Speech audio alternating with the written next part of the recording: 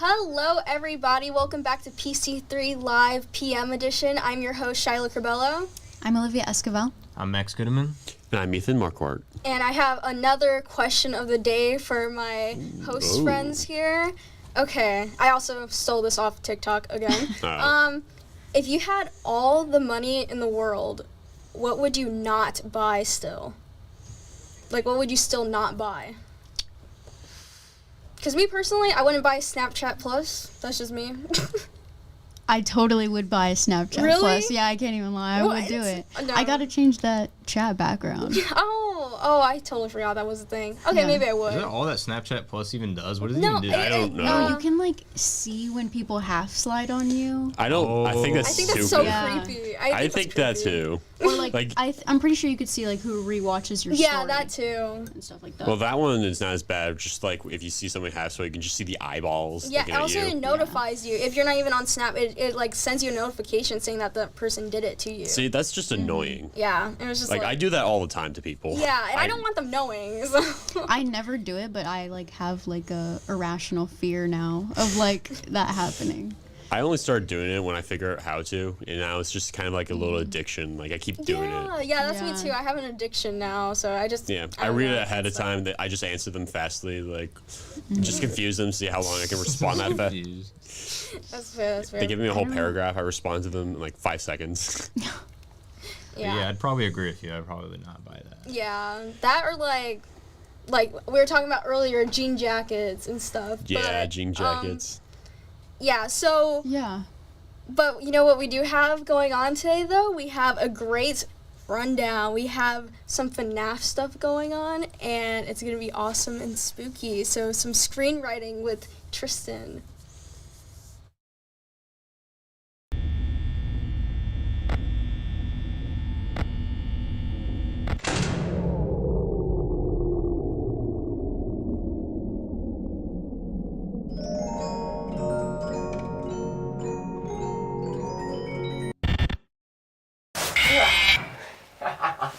Gotcha!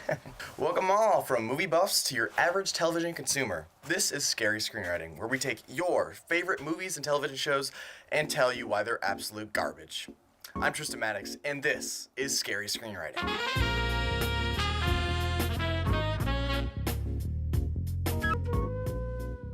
Five Nights at Freddy's, the game turned box office phenomena. Well, at least for die-hard fans. Released in 2023, the Five Nights at Freddy's movie was a worldwide phenomenon, but was popular not before the release, not before the beginning of the writing process, but since the release of its games. Boiled down, this is what Five Nights at Freddy's is about. Five Nights at Freddy's is a horror-themed video game franchise created by Scott Cawthon. The games are set in fictional establishments sort of like Chuck E. Cheese's, where the players take on a role of a nighttime security guard. The main gameplay involves surviving the night by monitoring security cameras and defending against animatronic characters that come to life and roam the facility.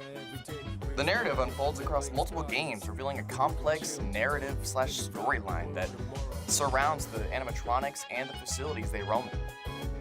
Anyway, stretch that concept over 9 games, 28 books, 1 movie, 2 more on the way, and you have a franchise that has chronically online middle schoolers crawling to TikTok to cosplay as a purple man dancing to fan songs. The original draft of this movie was written in April of 2015, and with its original draft aiming for an R-rated, this movie should have been a box office hit, right? Czy to Freddy Fazbear? If I had to summarize this movie, I'd say it's a goofy 2000s power of friendship film that I could get the same and more from on The Amazing World of Gumball. I imagine most fans of this franchise are children, except that one guy. No, it's just a theory. Are you being paid by the word? I don't like this movie. I never have. Never will. Stop looking at that. Generally though, jokes aside, this movie is definitely directed towards the fans of the games. Books. Oh yeah, and then there's the cookbooks, which is completely fine. I'm completely okay with that, and I don't see a problem with the movie being geared towards fans because, let's be honest, it was funded by the fan base. That's the whole reason Five Nights at Freddy's the movie exists. But it could have been better, like this scene right here.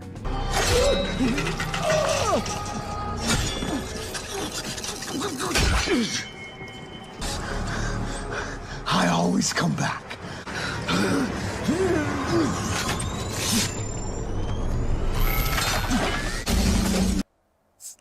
It's pretty cool, right? But let's be honest, that's only cool to me because I know what the heck a Five Nights at Freddy's is. This movie needs to fix its major issues to become probably one of the greater video game movie adaptations. It needs less exposition. The movie needs to show more and less telling. Oftentimes, this movie's characters will spell out the mysteries for you, giving you new opportunities to figure out for yourself. Case in point, the missing children's incident.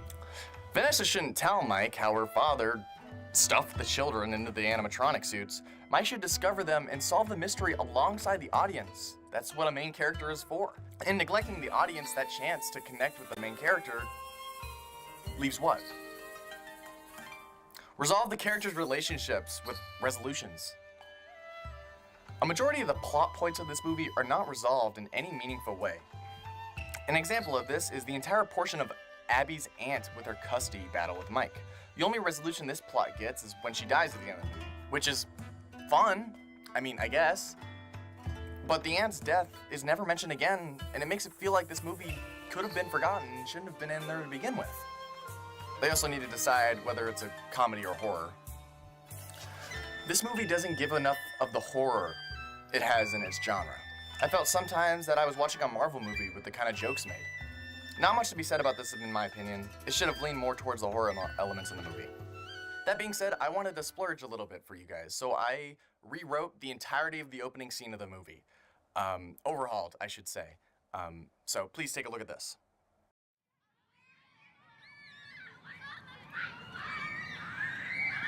You hear the cheers and laughter of children. It's your birthday party at your favorite place in the whole wide world. You ask your mom when it's time to open your presents. It's not time yet, sweetie. So you go over to the arcade and play with your friends who strangely aren't around. Who you find in their place, however, is a familiar face. Bonnie, you say with glee. The golden bunny greets you with a smile and motions you to follow him. Your friends are this way. Come on. Feeling intrigued, you follow. You wonder where your friends are and why they would have left you. It's your day, after all. The rabbit says, they wanted to surprise you, but they grew tired of waiting, so they asked me to come get you. It all makes sense to you now. It was just supposed to be a surprise, and you couldn't figure it out. He opens a door for you labeled employees only. Weird, but you press on regardless. The door slowly creaks closed, sealing the dark room off. As the door shuts, you hear.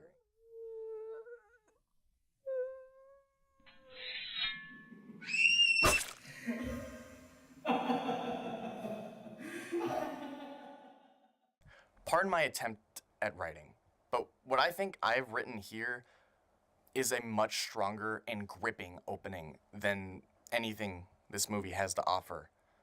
I think this movie should lean in more to the mystery aspect. It shouldn't spell things out for you. Like what I said before. The aunt, we get rid of her. She doesn't need to be here. I don't know why she was included to begin with. Maybe to add more screen time, but that's really it. Vanessa should be more mysterious if included at all. Like I said, she is exposition, the character. She doesn't shut up about Freddy's. Her only purpose in this movie is to give backstory to Freddy's. That's it. The book. That doesn't make any sense, by the way. Like, at some point she just says, "I'll shoot you." Like, it doesn't make any sense.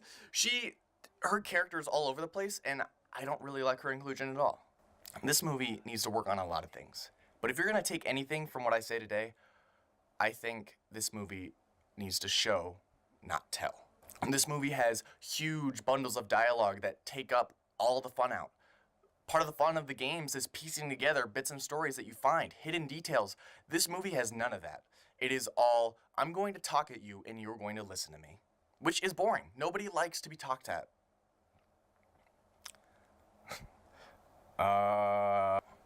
Anyways.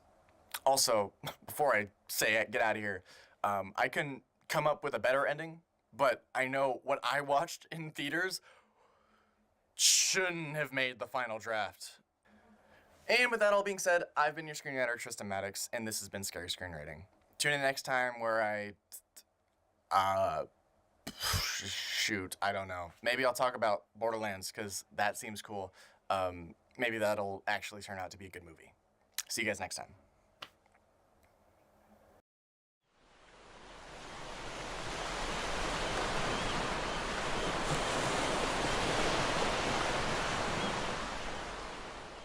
Hello, everyone, and welcome to the second episode of The Brew. My name's Rocco Carden, And I'm Tristan Maddox. and let's begin with the rules. The participant gets 3 drinks to try and guess what is inside of them for flavor and the brand. The contestant gets 3 hints and 3 guesses, and each drink has 3 hints and guesses as well. If the participant guesses the drink correctly, they move on to the next drink. If the participant doesn't get the drink right before using up all of their hints or guesses, they lose and the host tells them what the drink is. If they guess all 3 drinks correctly, they get a prize, and that prize is a $2 bill. And if they guess either 2, 1, or no drinks correctly, they get absolutely nothing. Once all of the drinks are finished, the results get shown and the game show ends. And yeah, that's it for the rules. Oh boy, oh boy, oh boy. This is the first drink. Try the first drink. I'm so excited, Rocco. It looks like apple juice, but dark. Okay, I'm getting a sense of apple. I'm getting a sense of tea. I'm getting a sense... Can I get a hint? Okay. The flavor is based off of a popular golfer who usually requests this combination. It's a combination? Yeah, it's a combination. Oh, Arizona iced tea with apple juice. It is Arizona, but it is not that flavor. So it's close to Arizona. Yes. Can I get another hint, please? All right. The brand who makes this drink is named after a U.S. state, so... Would it be Green Leaf? No.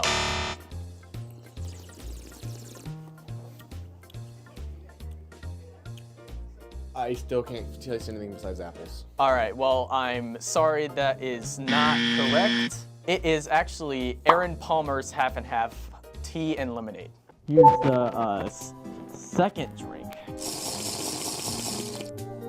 Can I get my first hint? All right. This company who owns this brand owns some water brands such as Ice Mountain and Pure Life. Crush, orange.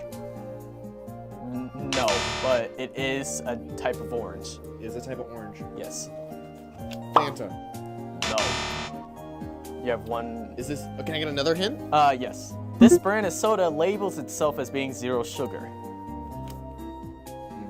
Can I get another hint? Okay. This brand makes sparkling water. A Mandarin, probably. That's my guess would be. No, it is not. And unfortunately, it's not correct. It's actually Splash Fizz Blood Orange flavored. Here's the third drink.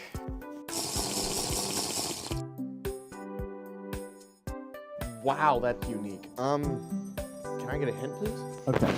This brand is known for the grape jelly and fruit snacks. Welsh. Yes, Okay, it is Welsh. Welch's. That is Correct. Oh, okay. It could be carrot. It's not carrot. Wait, oh, I know what this is. I know what it is. I forgot the name of it. What is it? It's like, is it a fruit punch? Sorta. It's like a tropical mix, right? No. What? What does that smell like, Rocco? Tell me the flavor now. Not supposed to tell you. You have to guess it. Oh! You know what? I'm gonna take it back from the back rubs. Mandarin. No. Unfortunately, that drink is not correct as well. It's Welch's, which you got right, and it's strawberry kiwi flavored. Overall results. You got no drinks correct, so you get no $2 bill. I wanted that $2 bill. So thank you for playing, and I'll see you guys next time. Hello everybody, welcome back to PC3 Live Edition. I'm Charlotte Cavello and today I have a great challenge for you. For today's challenge, we're going to take my boyfriend and my bestie that I've known since, both of them since sophomore year, and they're going to compete on who knows who better. So let's get into it. Hey guys, my name is Gabe Vasquez, and I think I'm gonna win because I'm dating Shy. I've hung out with Shy more, and Olivia is short. I'm Olivia Escobar, and I think that I'm gonna win because I've known Shy longer than Gabe. Gabe has dementia, and he's literally Dory personified. I honestly have no idea who's going to win this. I've known Olivia longer, but I do hang out with Gabe more. But Gabe also doesn't pay attention to anything I say, so it's definitely a tough tie to see who's gonna win, but let's check it out.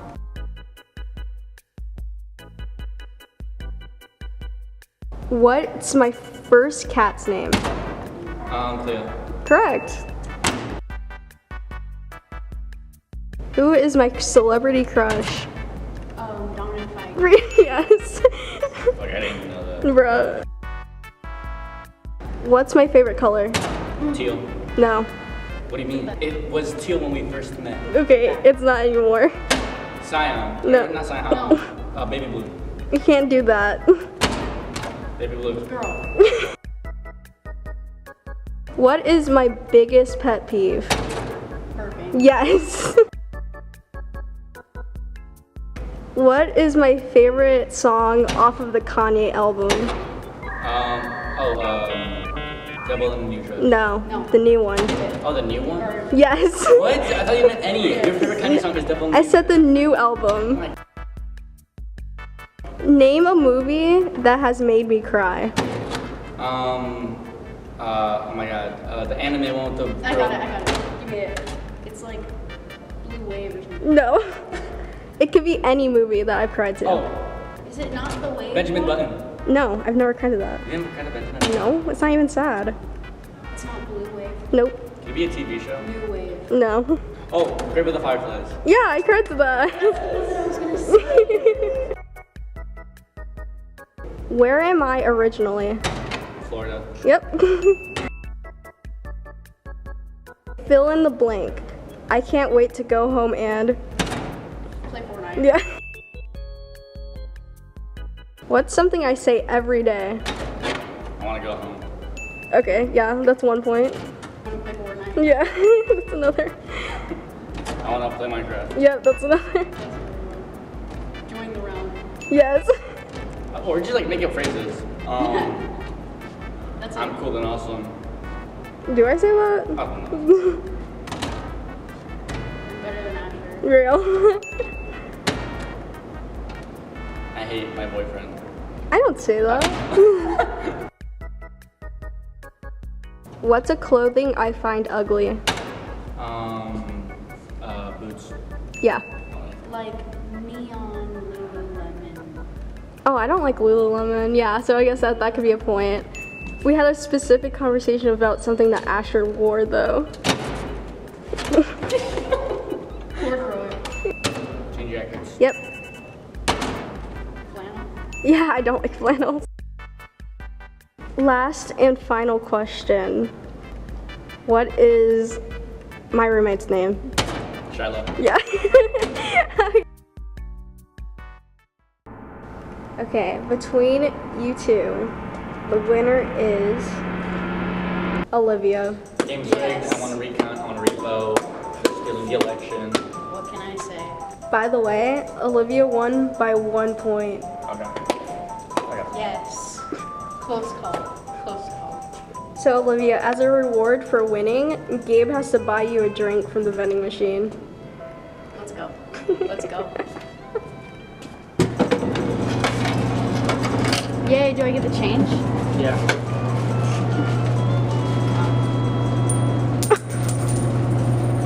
Keep it.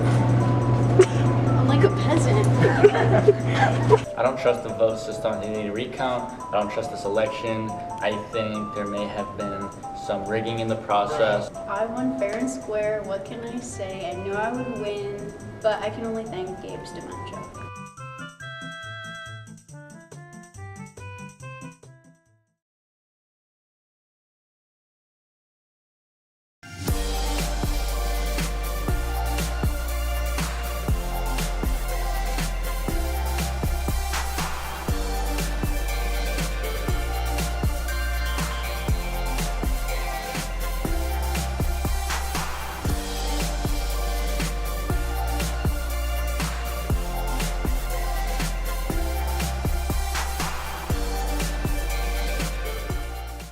Hello everybody, welcome back to PC3.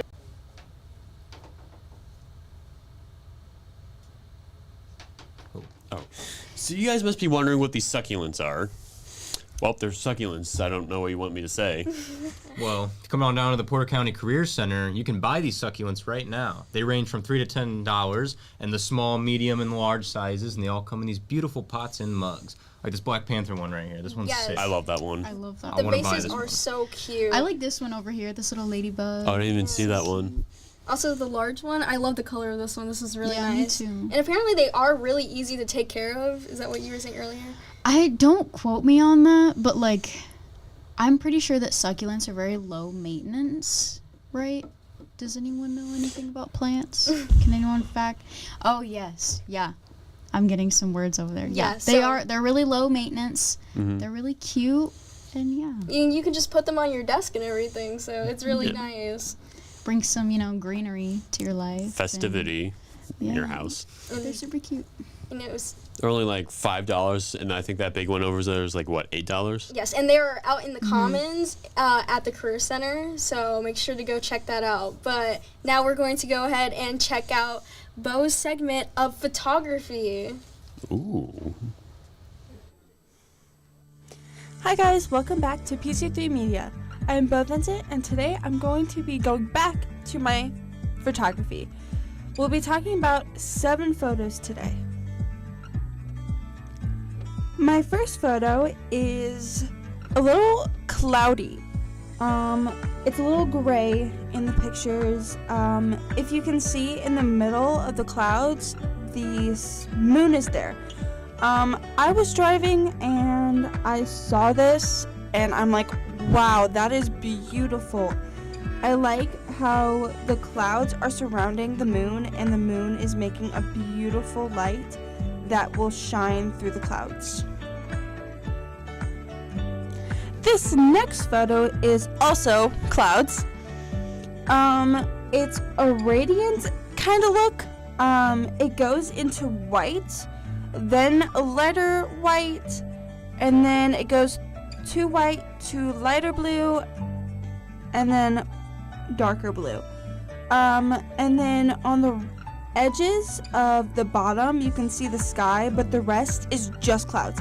It's kind of like it kind of looks like waves, kind of. To me it does. I don't know about you guys, but it just looks kind of cool. This next picture I took maybe about 2 years ago. So every year my school does fireworks, and it was towards the end of the fireworks, and you can obviously see the cars there, but in the middle of the sky there's this bright red moon that looks beautiful, and it kind of looks a little weird. You can't really see the shape of you can see the shape of the moon, but you can't see like the moon, like how it looks right now. It kind of, for you guys, it might just look like a little dot, but that's the moon. And yeah, it was red that day and it was really beautiful, and it was honestly really cool. A lot of my pictures that I take at my house, my school sometimes, or my grandma's house, but this picture I actually took at my grandma's house. This picture is the sky, and right, that dot there is the sun, but my reflection of my camera, it gives a glare, so it kind of looks like a glare shot side by side, and there's trees and the sky is blue. Some of my pictures that I take of the sky or stuff around me, and I just liked how the sun looked, so I took it. This next picture I took at my grandma's house again. So where my grandma lives, there's always birds, always. Sometimes there's just a flock of birds that fly, and that's my grandma's all-time favorite thing that she loves. She just goes outside and looks at the birds when they fly over her house. So actually, these birds flew over the house. I was in the backyard, and I just took a shot of them flying up in the air. It was actually really cool. it was actually really cool. So my last picture, I did not take at my grandma's. I took at my school. I was going through, my school has a windy road, so I was going through there. So it was after drama practice, and the sunset was going down, and it was really pretty. The sunset was orange, and there was blue, and I just loved how it looked with the sky and everything. And that's all my pictures for today. Thank you guys for watching PC3 Media. I will see you guys later. Bye.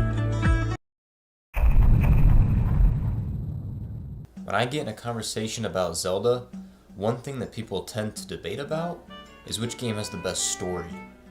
Many say Twilight Princess, Skyward Sword because they have 10 hours worth of cutscenes with lots of emotion, and I'd agree with them.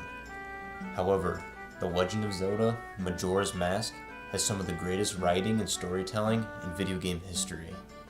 This game first released on the Nintendo 64 in the year 2000, 15 years later for the 3DS in a remastered version. However, I'm going to be playing the original version so that way you guys can see what I played with, because I didn't have this.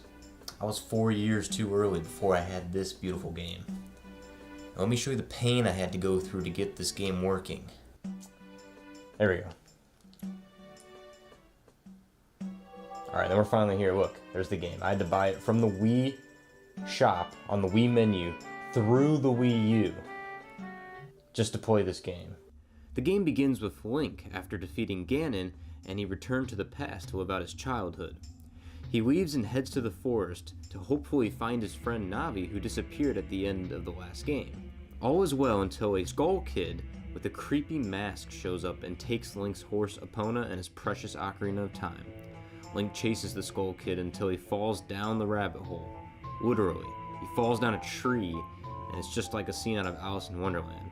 There are a lot of connections to short stories like this in this game, which just makes it all so much more interesting because you never know if it's all real or if it's all in Link's head.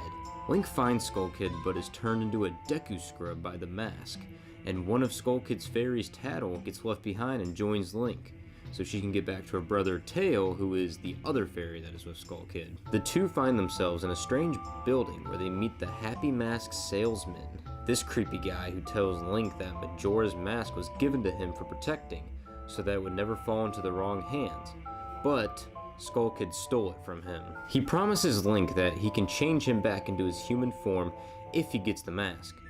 Link agrees and heads through the big doors.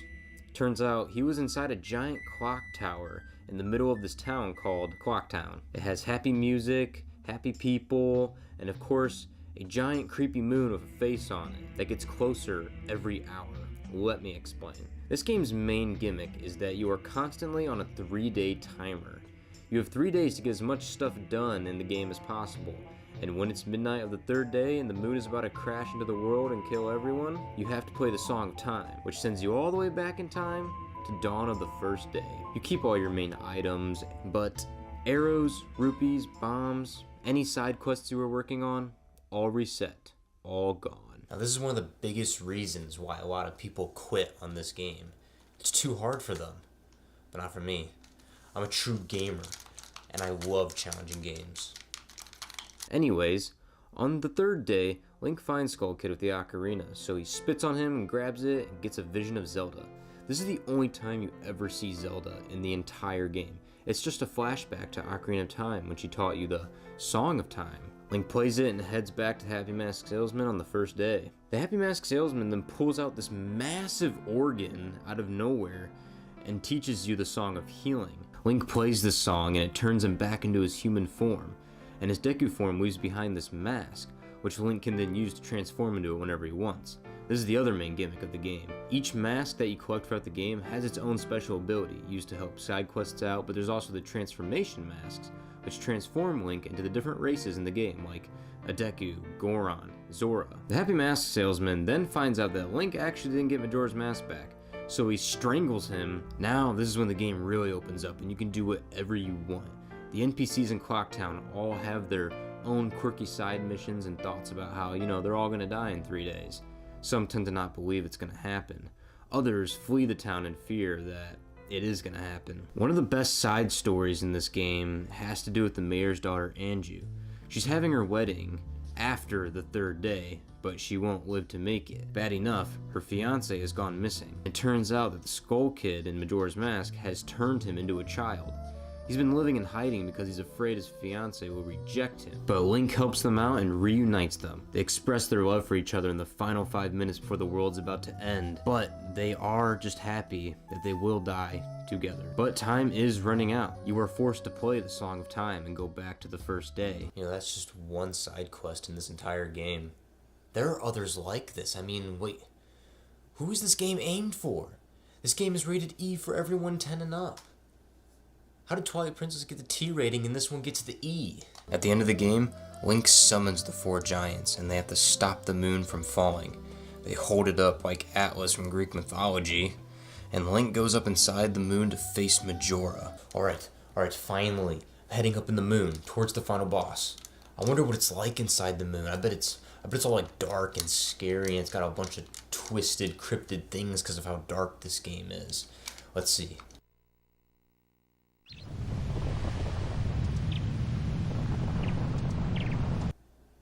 Beautiful.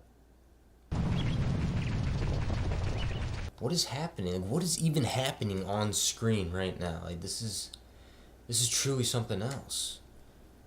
Guess we gotta talk to this kid of Majora's Mask and go to the final boss to do this thing. I'm actually not gonna do that. You see, I really don't want to spoil the ending because it's crazy. It's unlike anything you've ever seen. And truly, that's kind of what I've been trying to tell you guys. You see, these games aren't heavily reliant on story. This one, yeah, they had to, but still, all the loose ends don't even tie up in the end. It's all left up to the player to put together the pieces and come up with their own story. That's the message Nintendo tries to spread with these games. So I leave you all at that. Just kidding, we're beating this game.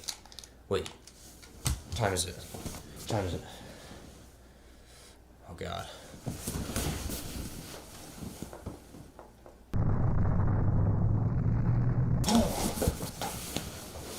Moon's about to crash. I gotta play the Song of Time. Sorry guys, you ain't gonna see the ending of this game.